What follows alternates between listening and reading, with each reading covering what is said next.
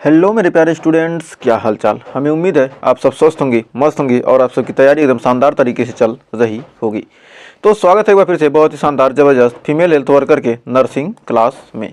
तो मिडवाइफरी पढ़ रहे हैं बहुत शानदार तरीके से, लेक्चर नंबर 28वें पर पहुंच चुके हैं। तो पिछले वर्ष के पूछे गए महत्वपूर्ण क्वेश्चन के साथ टॉप 30 PY क्वेश्चन लेकर फिर हाजिर हैं। तो आप क्वेश्चन का आंसर देने की कोशिश कीजिएगा और आपके लास्ट में कितने क्वेश्चन सही होते हैं कमेंट में हमें ज़रूर बताइएगा। तो आइए शुरुआत करते हैं 30 PY क्वेश्चन की। तो पहला क्वेश्चन कर रहा है, गर्भावस्था के दौरान कौन सा हार्मोन गर्भावस्था को बनाए रखने में मदद करता है? एस्ट्रोजन, प्रोजेस्टेरोन, ऑक्सीटोसिन या FSH। तो कर गर्भावस्था के दौरान गर्भावस्था को बनाए रखने में कौन सा हार्मोन क्या करता है? मदद करता है। तो हमारा हो जाएगा राइट आंसर प्रोजेस्टेरोन। तो बढ़ते हैं आगे। कर अगला क्वेश्चन, गर्भावस्था में मॉर्निंग सिकनेस किस हार्मोन के कारण होती है? HCG, oestrogen, progesterone, oxytocin. तो कह रहा गर्भावस्था में मॉर्निंग सिकनेस किस हार्मोन के कारण होती है? तो हमारा मॉर्निंग सिकनेस होता है HCG, ऑप्शन नंबर ए। फिर कह रहा क्वेश्चन, गर्भावस्था के दौरान गेस्टेशनल डायबिटीज का मुख्य कारण क्या है? इंसुलिन प्रतिरोध, अत्यधिक वजन बढ़ना, अत्यधिक मिठाइयाँ खाना या आनुवांशिकता। तो कह रहा है जो हमारा गेस्टेशनल डायबिटीज का मुख्य कारण है इंसुलिन प्रतिरोध। तो हमारा हो जाएगा ऑप्शन नंबर ए। तो बढ़ते हैं आगे। कह रहा गर्भावस्था में एनीमिया का सबसे सामान्य कारण क्या होता है? कैल्शियम की कमी, फोलिक एसिड की कमी, आयरन की कमी, विटामिन B12 की कमी। तो कह रहा गर्भावस्था में एनीमिया का सबसे सामान्य कारण क्या होता है? तो हमारा राइट आंसर होगा ऑप्शन नंबर सी, आयरन की कमी। बढ़ते हैं आगे।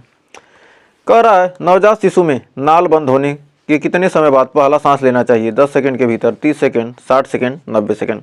तो कह रहा है नाल बंद होने के कितने समय बाद सांस लेना चाहिए? तो हमारा राइट आंसर हो जाएगा option number A B, 30 second के भीतर। तो बढ़ते हैं आगे। कह रहा गर्भावस्था में उच्च रक्तचाप की स्थिति को क्या कहा जाता है? प्री एक्लेम्सिया, एक्लेम्सिया, हाइपरटेंशन या गेस्टेशनल हाइपरटेंशन। तो कह रहा गर्भावस्था में उच्च रक्तचाप की स्थिति को क्या कहा जाता है? तो गर्भावस्था में उच्च रक्तचाप की स्थिति को कहा जाता है option number D, gestational hypertension. तो गेस्टेशनल हाइपरटेंशन। नेक्स्ट।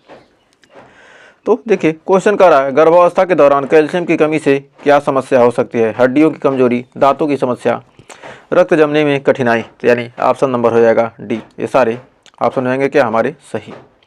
तो बढ़ते हैं आगे। तो कह रहा है नवजात शिशु में फोटोथेरेपी का उपयोग किस बीमारी के लिए किया जाता है? हाइपोग्लाइसीमिया, पीलिया, सेप्सिस या टेटनस। तो हमारा यहाँ पर कह रहा है क्या, फोटोथेरेपी का उपयोग किस बीमारी के लिए किया जाता है? तो ऑप्शन नंबर हो जाएगा जॉन्डिस, यानी ऑप्शन नंबर बी, पीलिया। तो बढ़ते हैं आगे। कर गर्भावस्था में एमनियोटिक फ्लूइड का मुख्य कार्य क्या है? भ्रूण को पोषण देना, भ्रूण की सुरक्षा करना, भ्रूण को ऑक्सीजन प्रदान करना, रक्त संचरण बढ़ाना। तो कर गर्भावस्था में एमनियोटिक फ्लूइड का मुख्य कार्य क्या है? तो एमनियोटिक फ्लूइड का मुख्य कार्य है भ्रूण की सुरक्षा करना। तो हमारा ऑप्शन नंबर हो जाएगा बी, भ्रूण की सुरक्षा करना। नेक्स्ट। कर गर्भावस्था में रूबेला संक्रमण से क्या जटिलता हो सकती है? जन्मजात हृदय दोष, बहरापन, मानसिक मंदता, उपरोक्त सभी। तो कर गर्भावस्था में रूबेला संक्रमण से क्या जटिलता हो सकती है? तो हमारा हो जाएगा ऑप्शन नंबर डी, उपरोक्त सभी। ये सारी चीज़ें हो सकती हैं। नेक्स्ट। कर गर्भवती महिलाओं को फोलिक एसिड की खुराक क्यों दी जाती है? गर्भपात रोकने के लिए, न्यूरल ट्यूब दोष से बचाव के लिए, प्री एक्लेम्सिया रोकने के लिए, रक्तचाप नियंत्रित करने के लिए। तो हमारा राइट आंसर आएगा न्यूरल ट्यूब दोषों से बचाव के लिए। तो बढ़ते हैं आगे। कर गर्भावस्था में कौन सा परीक्षण भ्रूण की असामान्यताओं का पता लगाने के लिए किया जाता है? Ultrasound, amniocentesis, CBC, blood sugar test. तो हमारा कर गर्भावस्था में कौन सा परीक्षण भ्रूण की असामान्यताओं का पता लगाने के लिए किया जाता है? तो भ्रूण की असामान्यताओं का पता लगाने के लिए कौन सा परीक्षण किया जाता है? हमारा एम्ब्रियोसेंटेसिस। नेक्स्ट। कर गर्भावस्था में सबसे अधिक उपयोग की जाने वाला दर्द निवारक दवा कौन सी? Aspirin, paracetamol, ibuprofen, डाइक्लोफेनॉल।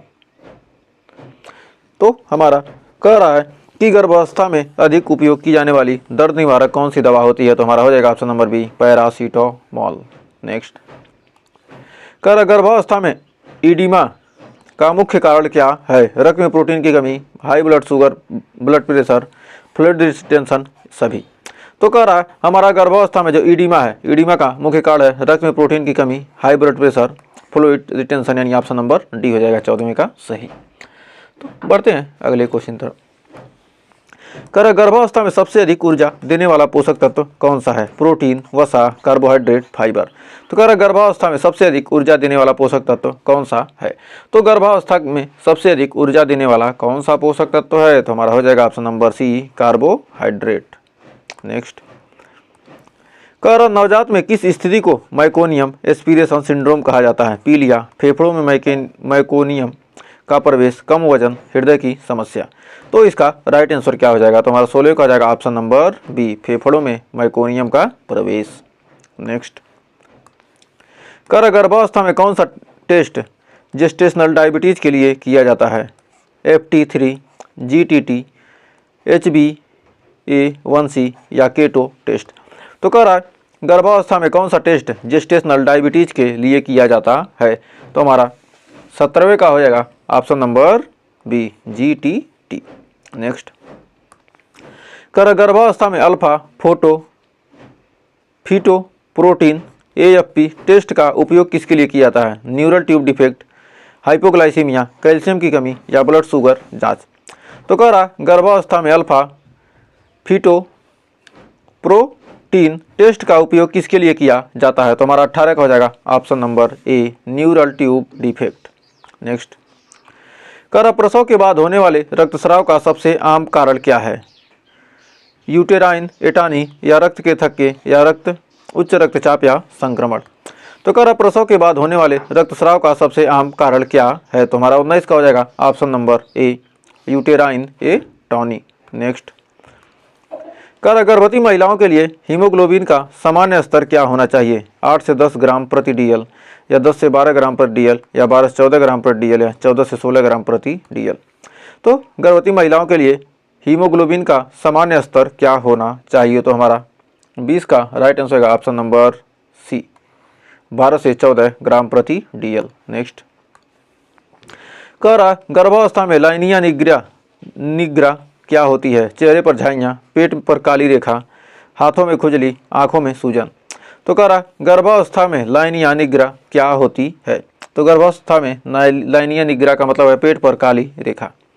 लाइनिया निग्रा का मतलब है पेट पर काली रेखा। नेक्स्ट, कह गर्भवती महिला में आयरन और फोलिक एसिड की दैनिक अनुशंसित खुराक कितनी होती है? 20 mg आयरन और 100 mcg फोलिक एसिड या 60 mg आयरन या 400 mcg फोलिक एसिड या 100 mg आयरन या 200 mcg फोलिक एसिड या 150 mg आयरन या 600 mcg फोलिक एसिड। तो कह गर्भवती महिला में आयरन और फोलिक एसिड की दैनिक अनुशंसित खुराक क्या है?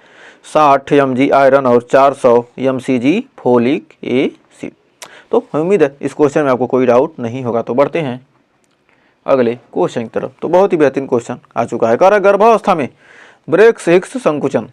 ब्रेक्सटन हिक्स संकुचन का क्या मतलब है? प्रारंभिक प्रसव, असली प्रसव दर्द, झूठे संकुचन या यूटेराइन ब्लीडिंग। तो कह रहा गर्भावस्था में ब्रेक्सटन हिक्स संकुचन का क्या मतलब है? संकुचन का मतलब होता है कॉन्ट्रैक्शन, हिक्स का मतलब हिक्स, ब्रेक्स का मतलब ब्रेक्सटन का ब्रेक्सटन। तो हमारा राइट आंसर का ऑप्शन नंबर सी, झूठे संकुचन। नेक्स्ट, कह गर्भावस्था के दौरान ब्लड प्रेशर अचानक बढ़ने से कौन सा गंभीर विकार हो सकता है? Pre eclampsia, gestational diabetes, placenta praevia या एनीमिया। तो कौन सा होगा? तो हमारा यहाँ पर राइट आंसर क्या है? गर्भावस्था के दौरान ब्लड प्रेशर अचानक बढ़ने से कौन सी गंभीर समस्या हो सकती है? तो हो जाएगा राइट आंसर प्री एक्लेम्सिया। तो बढ़ते हैं आगे। तो देखिए 25वां क्वेश्चन क्या कह रहा है नवजात शिशु में एपिगार स्कोर का मूल्यांकन कब किया था? जन्म के तुरंत बाद और 5 मिनट बाद, जन्म के 10 मिनट बाद, केवल जन्म के 5 मिनट बाद या जन्म के 30 मिनट बाद। तो हमारा राइट आंसर क्या हो जाएगा? जन्म के तुरंत बाद और 5 मिनट बाद। यह क्वेश्चन में बहुत बार किया है, तब भी आप लोग गलती कर ही देंगे।